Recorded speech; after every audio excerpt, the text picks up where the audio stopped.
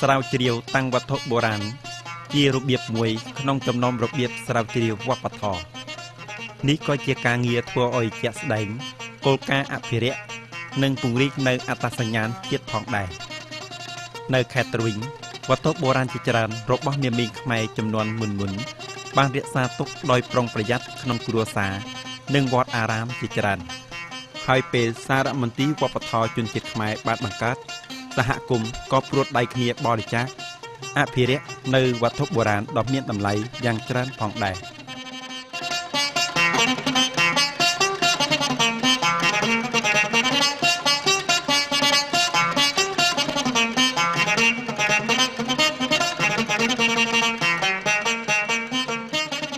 ខេត្តទ្រវីងមាន142វត្តខ្មែរតាំងពីយូរលង់មកវត្តអារាមតែងតែជាទីបង្អែកស្មារតីហើយក៏ជាទីរក្សានៅវត្ថុបុរាណជាច្រើនក្នុងជីវភាពរស់នៅរបស់មាមីងខ្មែរផងដែរព្រះសង្ឃជាច្រើនអង្គយល់ច្បាស់នៅតម្លៃនៃបណ្ដាវត្ថុបុរាណម្ល៉េះហើយបានបញ្ចេញកម្លាំងស្រាវជ្រាវប្រមាណជាង10ឆ្នាំកន្លងព្រះដេចប្រគុណចង្យ៉ាងព្រះចៅអធិការវត្តខ្ទឹងទីក្រុងទ្រវីងស្រាវជ្រាវបានឧបករណ៍កសិកម្មជាច្រើនរបស់បុរាណហ្នឹងគឺតាមាស្លាញ់ពីដើមមកពីតាមាសំខល់ពីថាបុរាណមួយម៉ាត់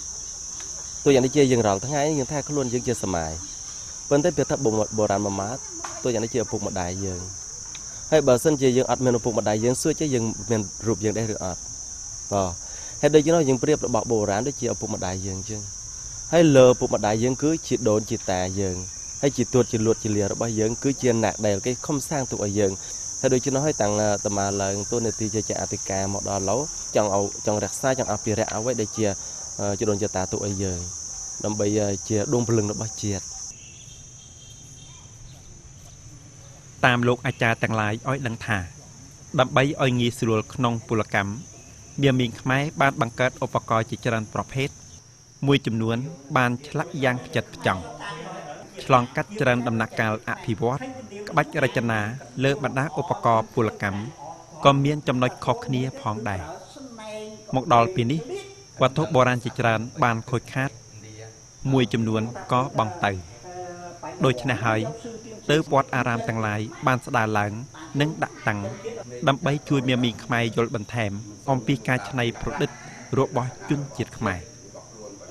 ចៅអធិការគុណសោផាតនិងគណៈអារាមាភិបាលវត្តប្រកល់ជូននៅវត្ថុដ៏មានតម្លៃនោះជាង10មុខដូចជាវត្តបានជូនឈើចរានសម័យបុរាណឈើចរាននេះធ្វើអំពីឈើក្លឹមឈើមានតម្លៃហើយដងឈើចរានគឺធ្វើអំពីស្នែងមានក្បាច់ក្បូររចនាគឺទៅជាកន្ទុយនាគទៅជាក្បាលនាគសំដែងនៅការឧស្សាហ៍ព្យាយាមក្នុងរបរកសិកម្ម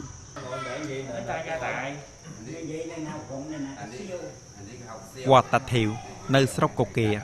ជាវត្តមួយក្នុងចំណោមវត្តដែលនៅរក្សាបានវត្ថុបុរាណច្រើនបង្គួរក្នុងនោះមានបណ្ដាប្រភេទឧបករណ៍កសិកម្មផងកន្លងពីច្រើនឆ្នាំស្វែងយល់ឈើច្រានស្ទូងស្រូវនិងកណ្ដៀវលោកលាវវាងឲ្យដឹងថានេះជាឧបករណ៍មានជាទូទៅក្នុងការដាំស្រូវរបស់មនុស្សជំនាន់មុនសប្តាហ៍ថ្ងៃវត្តបានស្រាវជ្រាវដាក់តាំងសម្ដៅជួយឲ្យអ្នកជំនាន់ក្រោយបានស្គាល់អំពីលក្ខណៈពិសេសរបស់របរដាំស្រូវទឹករបស់មាសមីងខ្មែរវត្តនេះយើងខ្ញុំនេះបានព្រះអង្គបានប្រមូលមកនោះគឺថាមានតិចតួចស្រួលស្ដើងទេมันបានសពគ្រប់ទេព្រះអង្គយកទៅតម្កល់ទុកនោះដើម្បីគោលគំនិតចង់ឲ្យកូនចៅយើងជាខាងក្រោយមកឲ្យយល់ដឹងនៅតម្លៃនៃវប្បធម៌របស់ជនជាតិរបស់ផងខ្លួនដែលមានឧបករណ៍ប្រើយ៉ាងនេះយ៉ាងនោះដូចជាមានឧបករណ៍កណ្ដៀវ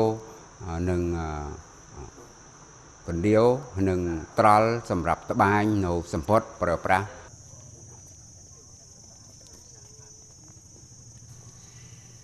ក្រៅពីការខិតខំស្រាវជ្រាវវត្ថុបុរាណរបស់វត្តអារាមមាមីងនៅតាមបណ្ដាភូមិស្រុកនៅទ្រវីងក៏មានការភ្ញឹករលឹករក្សាបណ្ដាវត្ថុបុរាណរបស់វង្សត្រកូលផងដែរអ្នកជាច្រើនចាត់ទុកនោះជាវត្ថុមានតម្លៃរបស់គ្រួសារអ្នកស្រីថាច់ធីសុផានៅភូមិពូធំឃុំហួរអឹង នៅរក្សាបានវត្ថុប្រើប្រាស់ជាច្រើនពីសម័យដូនតារបស់ខ្លួនគាត់ចាត់ទុកថានេះជារបៀបមួយដើម្បីឲ្យកូនចៅយល់ច្បាស់នៅសម្ដាប់ធ្នាប់រស់នៅរបស់មនុស្សជំនាន់ដើមបណ្ដាវត្ថុប្រើប្រាស់ដូចជាតំកំបោអកមលូប្រអប់បារីមានតម្លៃចំពោះកូនចៅជំនាន់ក្រោយរបស់អស់ទាំងហ្នឹងពីដើមបានចាស់ទុំមកពីដើមហើយយើងរក្សាមកក៏មកយូរដែរហើយយើងដឹងថាបានចាស់ទុំពីដើមcũngមានតម្លៃសម្រាប់គ្រួសារយើងដែរចាហើយដល់ហើយអញ្ចឹងទៅយើងបកលឲ្យសារមន្ទីរទៅcũngបានខ្មែរយើងដែរថែរក្សាជំនួសទៅ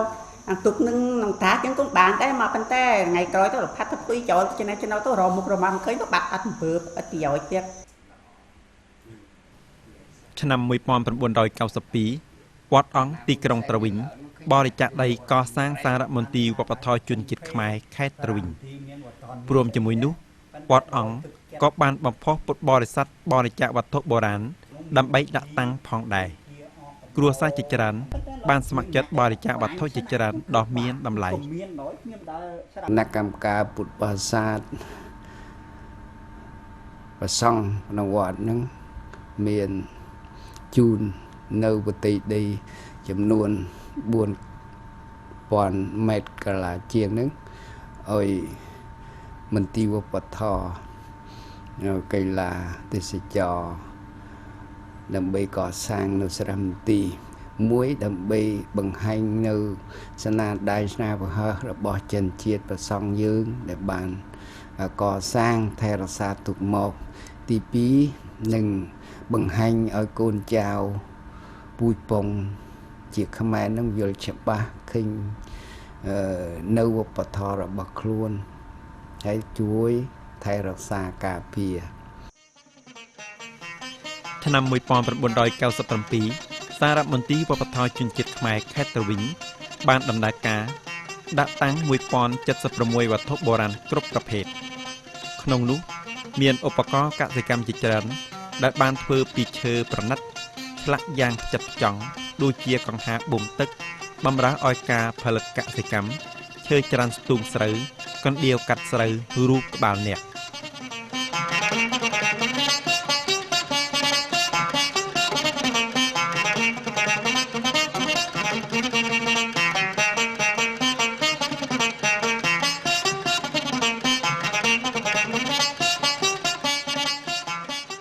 các vị sư sãi cũng như bà con Phật tử coi như là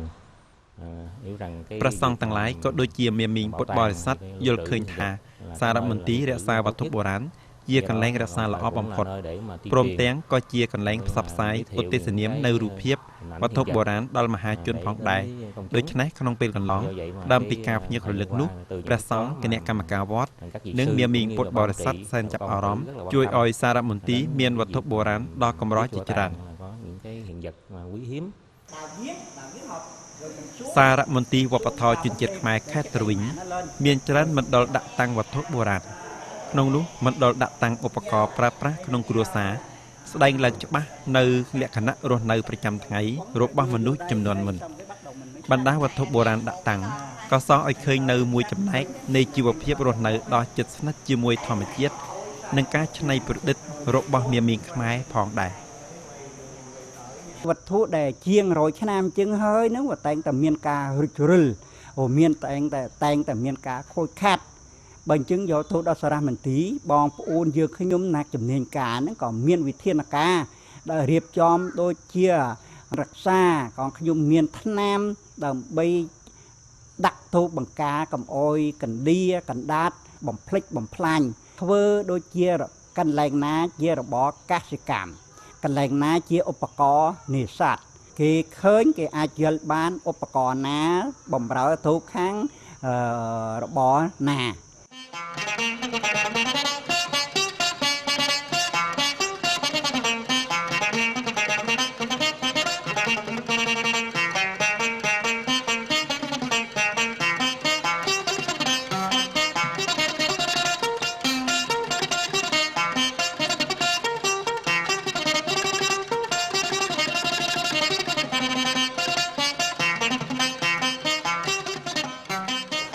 វត្ថុបុរាណទាំងឡាយនេះក៏ធ្វើឲ្យច្បាស់លាស់បន្ថែមនៅជីវភាពរស់នៅរបស់មាមីងខ្មែរពីដើម តែងតែផ្សារភ្ជាប់ជាមួយរបរដាំស្រូវទឹកសម្ដាប់ធ្នាប់រស់នៅសាមញ្ញមានរបៀបរៀបរយគឺនិយមទូទៅក្នុងសហគមន៍លំហរោងបាយនេះមកដល់ពេលនេះនៅតែស្ថិតស្ថេរនៅតាមគ្រួសារខ្មែរជាច្រើននៅជនបទ បានមកទេសនានៅនេះ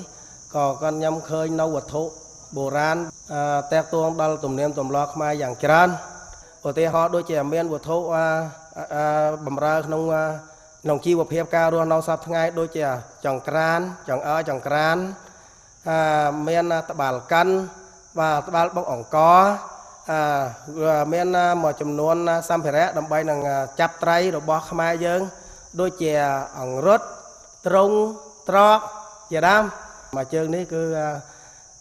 បានលទ្ធផលដ៏ល្អដើម្បីនឹងបំពេញឲ្យខ្លួនឯងហើយយើងដើម្បីនឹងនិយាយឲ្យ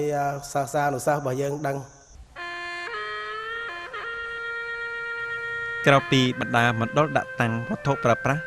កសិនេសាទោបករណ៍សារមន្ទីរនៅទាំងរៀបចំមណ្ឌលឧទ្ទិសនាមអំពីសម្លៀកបំពាក់ប្រពៃណីរបស់មាមីងខ្មែរទៀតផងតាមកម្មភិបាលសារមន្ទីរវប្បធម៌ជនជាតិខ្មែរខេត្តទ្រវិញឲ្យដឹងថាមាមីងខ្មែរពីដើមសំខាន់ស្លៀកពាក់ពីប្រភេទសម្លៀកបំពាក់មនុស្សប្រុសតែងចងក្បិននារីគឺស្លៀកសារ៉ុងយូរទៅសម្លៀកបំពាក់ពីប្រភេទនេះបានកែច្នៃធ្វើឲ្យសម្បូរបែបបន្ថែមដើម្បីឆ្លើយតបនៅតម្រូវការ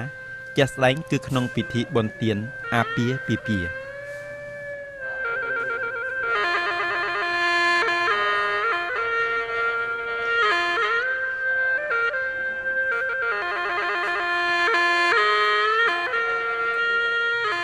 សារមន្ទីរវប្បធម៌ជនជាតិខ្មែរខេត្តទ្រវិញបានរួមចំណែកយ៉ាងធំក្នុងការស្រាវជ្រាវនិងដាក់តាំងជាង 1000 វត្ថុបុរាណគ្រប់ប្រភេទនេះក៏បានចាត់ទុកថាជាវត្ថុបុរាណតំណាងឲ្យវប្បធម៌ខ្មែរឆ្លងកាត់គ្រប់ដំណាក់កាលអភិវឌ្ឍផងដែរសារមន្ទីរជួយឲ្យភ្ញៀវទេសនាយ៉ាងកកកបានទេសនាបណ្ដាវត្ថុបុរាណដ៏កម្របានយល់ច្បាស់ជាងអំពីទំនៀមទម្លាប់ជីវភាពវប្បធម៌របស់មាមីងខ្មែរប៉ុន្តែក្នុងសារមន្ទីរនៅមានវត្ថុបុរាណជាច្រើនកំណត់មិនទាន់បានអាយុកាលនិងដើមប្រភពនៅឡើយហេតុនេះបណ្ដាផ្នែកមានសមត្ថកិច្ចក៏បីឆាប់បង្កើតក្រុមប្រឹក្សាពិនិត្យសម្រេចជួយឲ្យភ្ញៀវទេសនាយល់ច្បាស់និងព្រួតដៃអភិរក្ស